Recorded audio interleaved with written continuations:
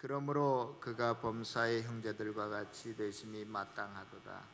이는 하나님의 일에 자비하고 진실한 대사장이 되어 백성의 죄를 속량하려 하심이라.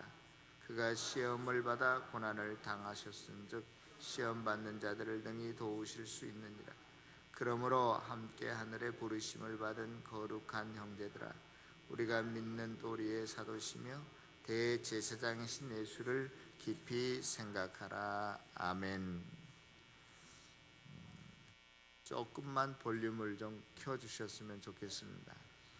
한 해를 마감하면서 각 신문사와 또 방송사들이 지난 한 해 동안에 선정한 빅뉴스, 10대 뉴스들을 발표하는 것들을 이렇게 보았습니다.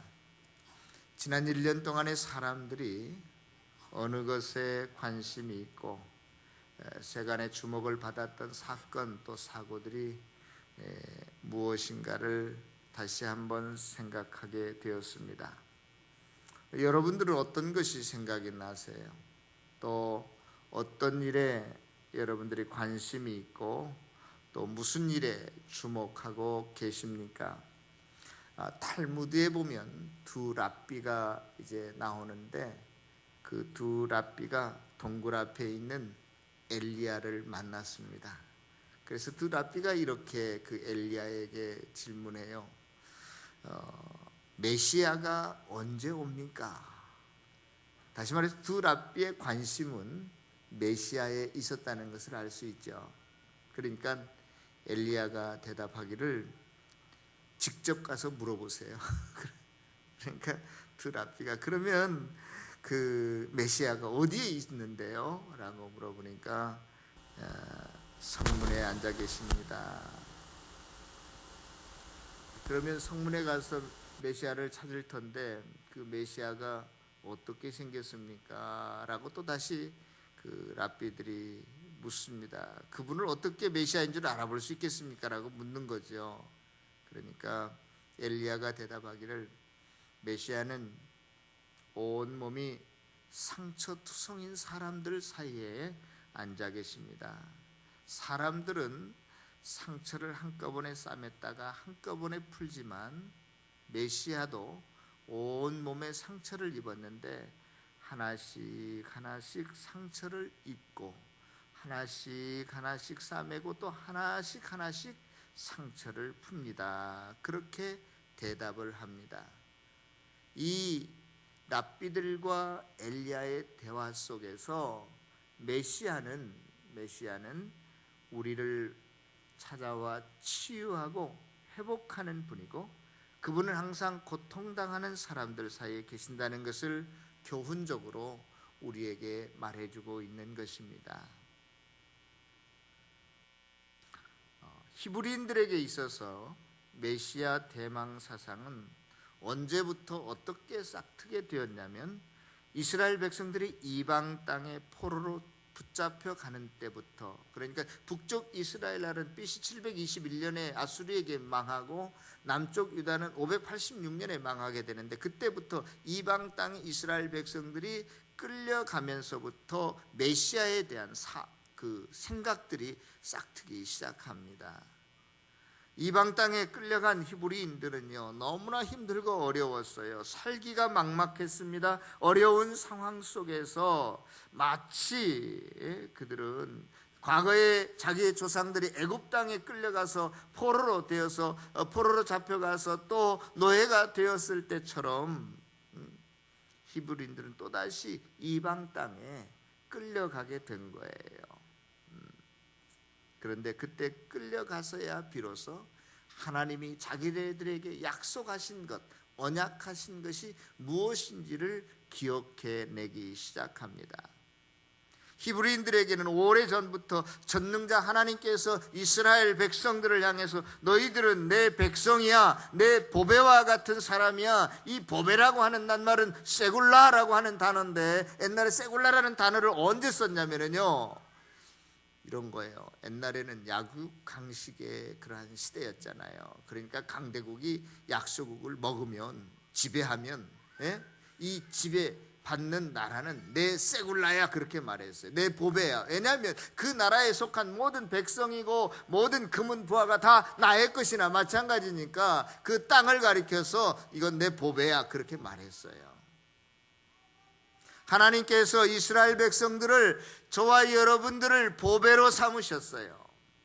그리고 하나님께서 나는 너희들의 하나님이 됩니다, 그렇게 약속하셨습니다. 그래서 이것을 가리켜서 아브라함을 통해서 하나님께서 어떻게 말씀하시냐면, 너희는 하늘의 별처럼 바닷가의 모래처럼 많아지게 될 것이다. 너희가 어디를 가든지 내가 너희와 함께 할 것이다. 네가 복의 근원이 될 것이다. 그렇게 또다시 한번 약속해 주십니다. 이것은 이미요 아담에게 하나님께서 생육하고 번성하라고 하는 그 약속 속에 다 포함된 내용이었고 축복이었습니다. 자기 조상들에게 하나님께서 하셨던 약속을 바라보면서 이스라엘 백성들은 이방 땅의 포로로 잡혀가서 어렴풋이나마 희미하게 하나님이 보내신 하나님의 아들, 하나님과 같은 권세와 능력과 영광을 가지신 구원자, 기름 부으신 메시아를 보내어 주시고 온 세상을 하나님께서 평정하시고 그 자녀들을, 하나님의 백성들을 하나님과 버금가는 위치에 올려놓으시고 온 세상을 다스리게 될 것을 기대하게 되는 것입니다. 하여튼 이 땅의 형편이나 상황과 상관없이 유대인들, 자기네들의 어떠한 조건과 상관없이 메시아가 이 땅에 오시게 되면 그 모든 문제들이 해결될 것이라고 그들은 믿었어요. 그래서 소망했습니다. 메시아가 빨리 이 땅에 오시기를. 메시아만 이 땅에 오시게 되면 자기네들이 지금 이방 땅에 포로로 잡혀가서 힘들고 어려운데 모든 정치적인 문제, 경제적인 문제, 육체적 모든 문제로부터의 억압과 또한 학대로부터 자유와 해방을 얻을 것을 그들은 기대했습니다. 믿고 소망하게 됐어요. 그런데 현실은 그렇지가 않았습니다.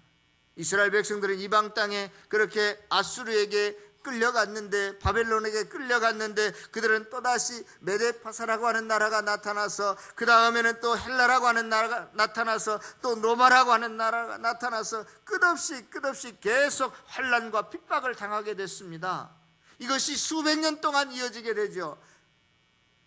그들은 더 절망 중에 떨어질수록, 그래서 자기의 희망들은 오직 메시아밖에 없는 줄을 알고 메시아를 더 학수고대하게 되는 것입니다. 드디어 수백 년이 흐른 후에 2000년 전에 이 땅에 메시아가 나타났다는 거예요. 그게 누구냐? 예수님이라는 것이었습니다. 그래서 사람들이 이 예수님이 메시아인 줄 알고 믿고 따랐는데, 그만 이 예수님이 3년 만에 십자가에 위해서 힘없이 달려 돌아가시고 마는 거예요. 정치적으로, 경제적으로 모든 그 억압과 학정해서 자기들을 자유를 주고 해방시켜 줄 줄 알았는데 아무런 현실은 달라진 게 없이 예수도 죽고 말아버렸어요.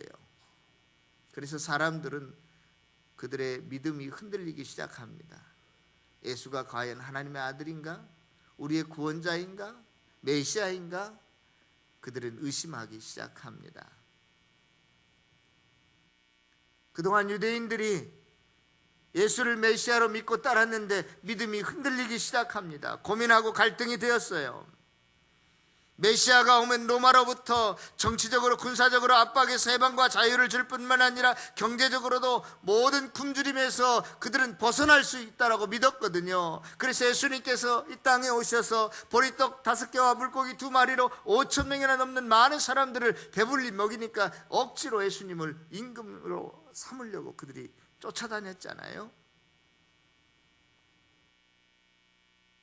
메시아만 오면 유대인들이 하나님의 자녀로서 온 세상을 다스릴 줄 알았는데 도리어 거꾸로 이방 땅에 여전히 포로가 되어서 노예와 같은 신분으로 살고 있었습니다. 환난과 고통과 핍박은 가면 갈수록 더 가중되었어요. 그런 상황 속에 있을 때 히브리인들이 쓰여진 성경책이 바로 히브리서입니다. 그러한 사람들에게 읽도록 1차적으로 보낸 편지가 오늘 본문입니다. 과연 예수를 메시아로 하나님의 아들로 믿을 것인가 흔들리기 시작할 때 이 말씀이 필요했던 것 같아요. 오늘 본문은 한마디로 말하면 예수님은 어떠한 분이시다? 대제사장이시다, 그러한 거예요. 여러분, 제사장은 어떠한 사람들입니까? 제사장은요, 죄인들과 거룩한 하나님을 연결해 준다는 그러한 의미로서 중보자라고도 이야기해요. 하나님께서 창세기 때부터 죄를 지고 난 다음부터 인간들에게 어떤 약속 룰을 정하셨는데, 그게 뭐냐면 피 흘림이 없이는 절대로 죄 사함은 있을 수 없다, 그러한 룰을, 법칙을 정해 놓으셨어요.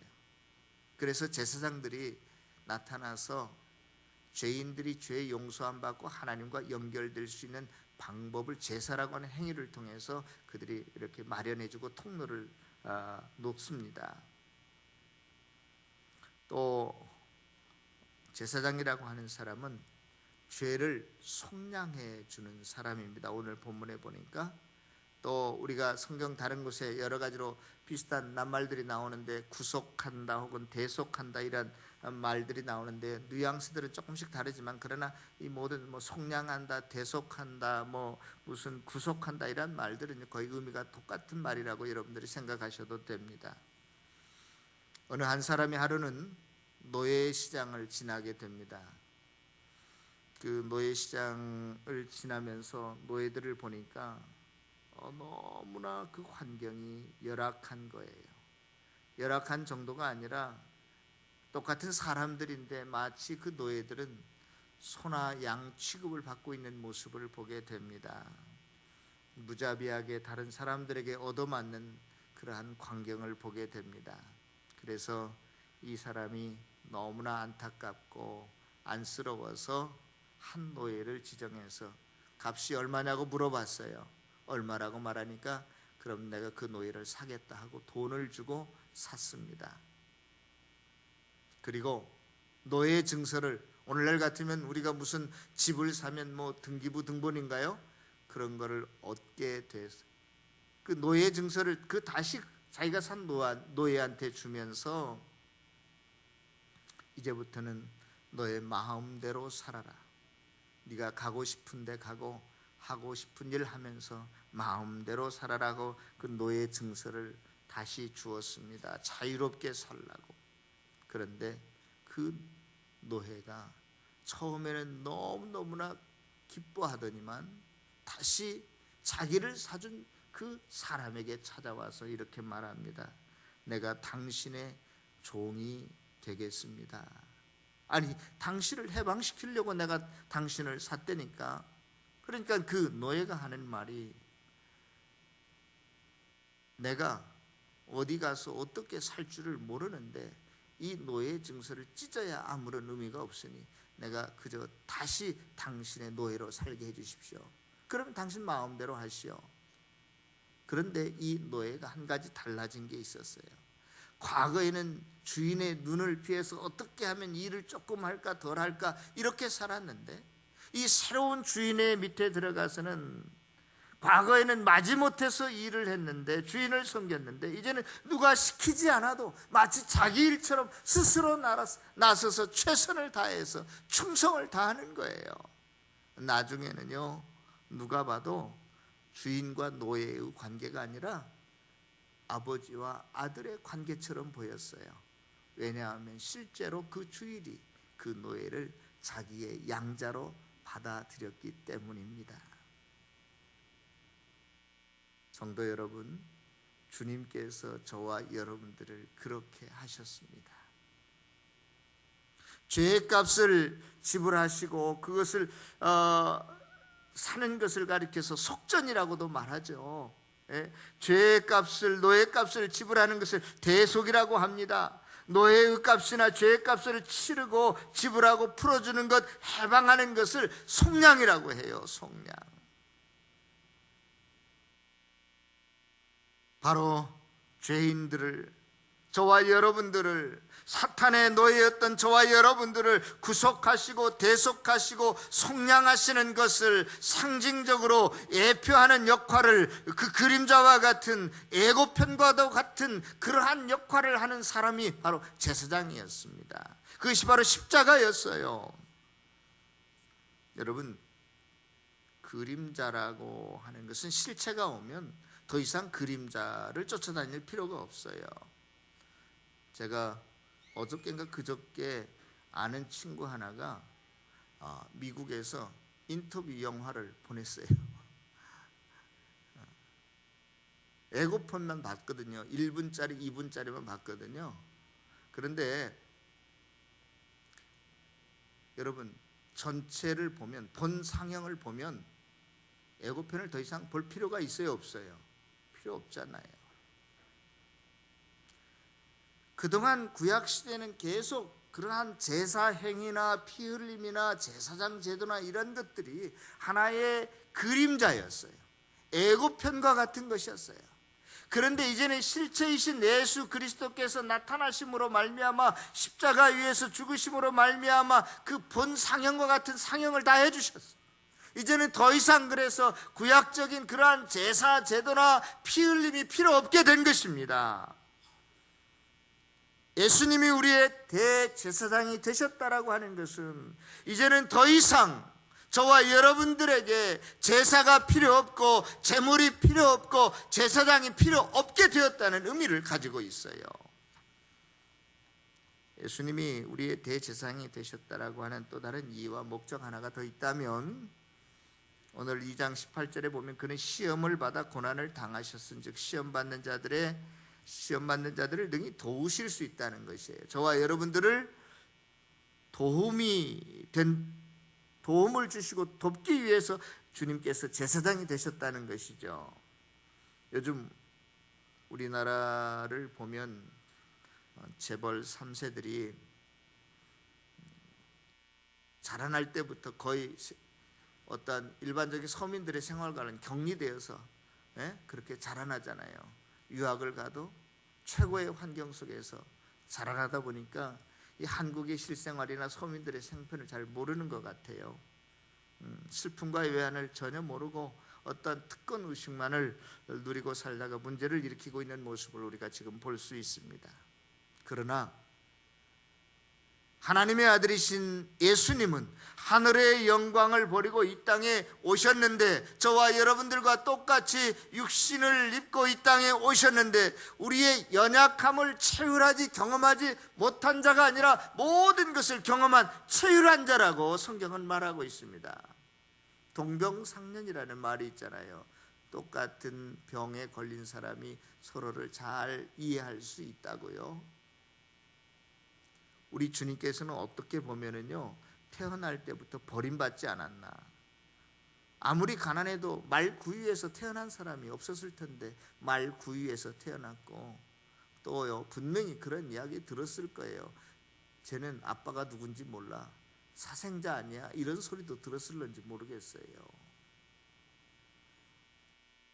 우리 예수님은 자라날 때부터 굉장히 경제적으로 열악했습니다. 예수님 시대에 천민들이 하는 직업이 따로 있었는데, 그런 것들은 뭐냐? 어부들, 목수들, 그러한 사람들이었어요. 자기 아버지가 뭐였어요? 목수였어요. 절대 잘 먹고 잘 살 수가 없었어요. 예수님은 학교도 들어가지 못했던 것 같아요. 배우지도 못했습니다. 그는 고난과 순환을 당한 분이었어요. 만일 예수님이 인간이 아닌 하나님이시기만 했다면 지적으로는 우리의 형편들을 어떻게 동의하고 인정할지 모르지만 정서적으로는 정말로 이해한다는 게 한계가 있었을 것 같아요. 우리와 멀리 느껴질 수 있었을 것 같습니다. 그러나 예수님은 우리와 똑같은 인간이셨고, 우리와 똑같은 희노애락의 감정을 가지셨고, 또 우리의 모든 연약함을 다 경험하셨기에 저와 여러분들의 그 슬픔을 다 이해하고 능히 도우실 수 있는 분이라고 성경은 분명히 말합니다. 사랑하는 성도 여러분, 지금 여러분들은 어떠한 문제를 가지고 계신가요? 무엇 때문에 힘들어하고 괴로운 것이 있다면 어떤 것이 있는가요? 어떤 분은 돈이 없어서 힘들어 하시는 분들도 계실 거예요. 그러나 우리 예수님께서도 여우도 굴이 있지만, 머리 둘 곳이 있지만, 잠잘 곳이 있지만, 잠잘 곳이 없을 정도로 가난하셨던 분이십니다. 예수님은 많은 모함과 배신과 고난을 당한 분이셨어요. 수치를 당한 분이셨어요. 그렇기 때문에 그러한 경험들을, 그러한 상황 속에 있는 사람들을 누구보다도 잘 이해할 수 있다라고 오늘 성경은 말합니다. 그러므로 사랑하는 성도 여러분, 오늘 저와 여러분들이 어떠한 문제를 가지고 있든지 간에 그 문제를 주님 앞으로 가지고 나아갈 수 있기를 바랍니다. 주님께서 그 문제를 해결해 주실 것입니다. 어느 젊은 여집사님이 남편을 잃고 슬픔과 충격 속에 울부짖고 있었어요. 마치 실성한 사람처럼 보였습니다. 그런데 그때 그 교회 연세 많으신 한 권사님이 그 여집사님에게 다가가셔서 하시는 말씀이, 야, 이제 그만 울어라. 하나님이 도와주실 것이야. 등을 탁 치면서 나도 살았어, 그러시는 거예요. 그 권사님은 6.25 때 청산 과부가 되어서 살으셨지만 자녀들을 다 믿음으로 잘 키우고 그렇게 살아난 경험이 있었던 분이시기 때문에 어느 누구도 감히 그렇게 말할 수 없는 것을 그렇게 말할 수가 있었어요.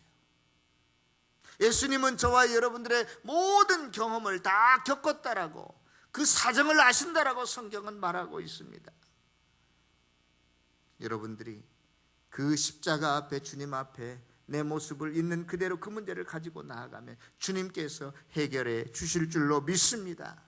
위로해 주시고 치유해 주시고 또한 소망을 허락해 주실 줄로 믿습니다. 오늘 이 시간 우리가 주님 앞에, 그 십자가 앞에 나아가는 저와 여러분들 되어지시기를 바랍니다. 이스라엘 백성들이요, 하나님의 약속의 땅에 들어가게 됩니다. 요단강을 건너서 첫 번째 기착지가 있었는데 그곳이 길갈이라는 곳이었어요. 그런데 이스라엘 백성들은 이 길갈에 도착하자마자 먼저 하나님 앞에 예배를 드립니다. 그리고 여리고성을 가서 공략하고 무너뜨리고 다시 어떻게 하냐면 길갈로 와서 예배를 드려요. 또 그 다음에 아이성을 갔는데 거기서는 실패합니다. 그래서 또 길갈로 돌아와서 예배를 드려요. 성경에 보면 이스라엘 백성들이 실패했을 때도 다시 길갈로 돌아와서 하나님을 찾고, 승리했을 때도 다시 길갈로 돌아와서 하나님을 찾습니다. 예배합니다. 저와 여러분들의 앞으로 한 해 동안, 아니 우리의 남은 생애 동안 어떠한 일이 있든지, 슬픔의 일이 있든지 기쁨의 일이 있든지 항상 주님의 십자가 앞으로 돌아와서 하나님께 감사하고 기뻐하고 하나님 앞에 매어 달리는 저와 여러분들이 되어지시기를 바랍니다.